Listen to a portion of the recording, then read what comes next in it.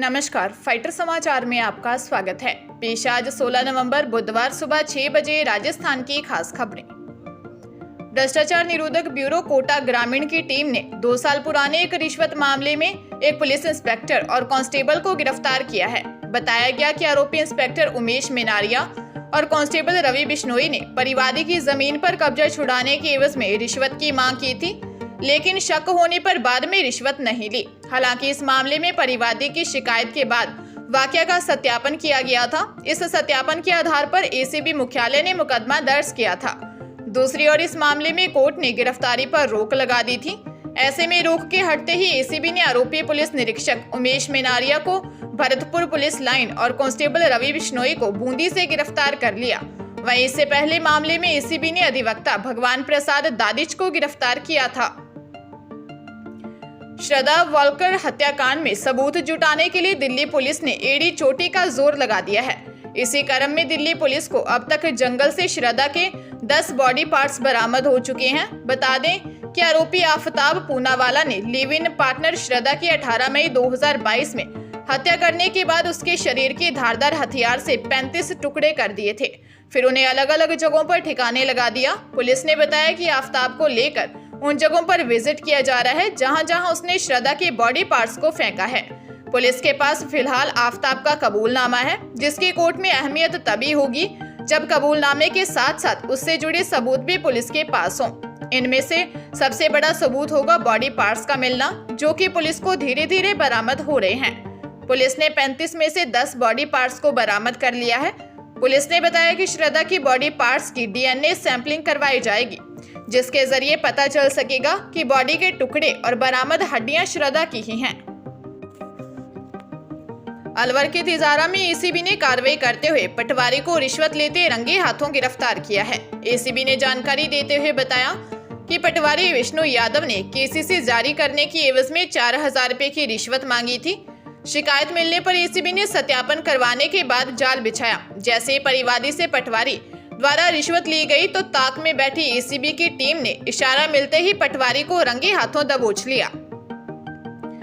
सरकारी नौकरी की तैयारी कर रहे युवाओं के लिए अच्छी खबर है। केंद्रीय औद्योगिक सुरक्षा बल सीआईएसएफ ने असिस्टेंट सब इंस्पेक्टर और हेड कांस्टेबल के 787 पदों पर वैकेंसी निकाली है।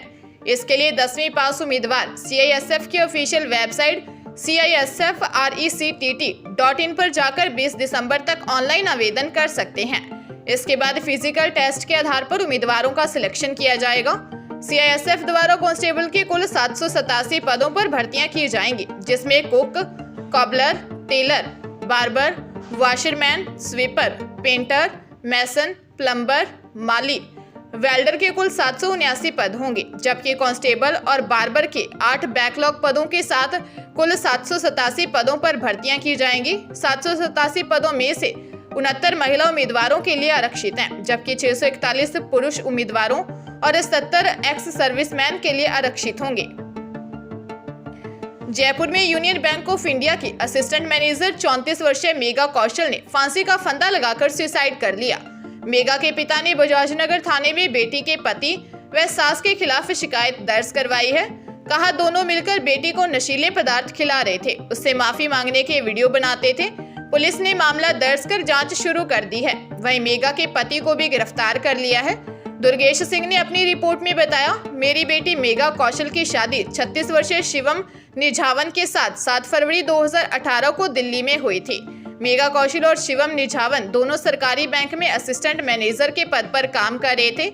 दोनों का ट्रांसफर मार्च-अप्रैल 2022 में दिल्ली से जयपुर हुआ था। शादी के बाद से ही मां बेटे ने मेघा को परेशान करना शुरू कर दिया। उसे तरह तरह से प्रताड़ित किया जाता था। रीट और पटवारी के बाद अब हाल ही में 12 नवंबर शनिवार को हुई वनरक्षक परीक्षा भी सवालों के घेरे में है। शनिवार को दूसरी पारी की परीक्षा से पहले ही आंसर की व्हाट्सएप पर आने के बाद राजसमंद पुलिस ने कार्रवाई करते हुए एक लाइनमैन को गिरफ्तार किया था। राजसमंद पुलिस ने जब इसकी जांच की तो चौंकाने वाले खुलासे हुए। पुलिस की अब तक की जांच में सामने आया कि वन रक्षक का पेपर करीब 30 लोगों को बेचा गया था। इसके लिए 4 से 6 लाख रुपए की डील हुई थी। इस मामले में एक कोचिंग क्लासेस की भी भूमिका संदिग्ध नजर आ रही है। हालांकि पुलिस ने इसकी पुष्टि नहीं की है, लेकिन बताया जा रहा है कि पूछताछ के बाद इसका खुलासा किया जाएगा। इधर इस मामले में राजसमंद पुलिस ने दिल्ली, जयपुर समेत अलग अलग स्थानों से 10 लोगों से पूछताछ कर गिरफ्तार कर लिया है। संभावना जताई जा रही है कि राजसमंद पुलिस जल्द ही पूरे मामले का खुलासा कर सकती है। भीलवाड़ा में बदमाश बीओबी बैंक का 27 लाख रुपयों से भरा एटीएम ही उखाड़कर भाग गए। लुटेरों ने पहले सीसीटीवी कैमरों पर स्प्रे किया, उसके बाद एटीएम को पिकअप में बांधकर खींचा। बैंक के बेंगलोर सिक्योरिटी एजेंसी की सूचना पर पुलिस ने नाकाबंदी की। इस दौरान पिकअप में भाग रहे बदमाशों का करीब 30 किलोमीटर तक पीछा भी किया, लेकिन पकड़ में नहीं आ पाए। राजसमंद और अजमेर पुलिस को भी सूचना दी गई है। वारदात शंभूगढ़ की है। शंभूगढ़ थाना प्रभारी हनुमानाराम ने बताया कि बस स्टैंड पर बीओबी का एक एटीएम है। यहाँ से बदमाश एटीएम को उखाड़ कर ले गए। भीलवाड़ा, राजसमंद और अजमेर क्षेत्र में नाकाबंदी की गई, लेकिन अभी तक कुछ पता नहीं चल सका है। पहाड़ों पर हो रही बर्फबारी की वजह से मैदानी इलाकों में तापमान में धीरे धीरे गिरावट दर्ज की जा रही है। दिल्ली, हरियाणा, पंजाब, उत्तर प्रदेश समेत उत्तर भारत के कई राज्यों में फिलहाल गुलाबी ठंड का एहसास हो रहा है। जयपुर में सुबह के समय दिल्ली रोड, झालाना, सांगानेर, सीतापुरा, टोंक रोड समेत कई जगह पर कोहरा नजर आया। जयपुर मौसम केंद्र के अनुसार इस सप्ताह मौसम शुष्क रहेगा। आईएमडी के मुताबिक उत्तरी हवाओं के चलने के बाद नवंबर के अंत में सर्दी जोर पकड़ेगी। पहाड़ी इलाकों में हाल ही में हुई बर्फबारी से ठंडी हवाएं चलने से रात का तापमान गिरेगा। नवंबर में रात का तापमान कई शहरों में 10 डिग्री से नीचे जाने की संभावना है। आगामी दिनों में राजस्थान में तेज ठंड का प्रकोप बढ़ेगा। मौसम विभाग के अनुसार चूरू, हनुमानगढ़ समेत आसपास के क्षेत्रों में कुछ स्थानों पर हल्की बारिश हो सकती है। भीलवाड़ा क्षेत्र के गणेशपुरा में 5 दिन पूर्व सोहनी बैरवा की गला घोंटकर हत्या के मामले का खुलासा करते हुए मंडल पुलिस ने मृतका के एक पोते को गिरफ्तार कर लिया है, जबकि दूसरा पोता फरार है। धन और गहने के लालच में आरोपियों ने दादी की जान ली। थाना प्रभारी विनोद मीना ने बताया कि 11 अक्टूबर को गणेशपुरा की सोहनी पत्नी रूपा बैरवा का शव घर में मिला था।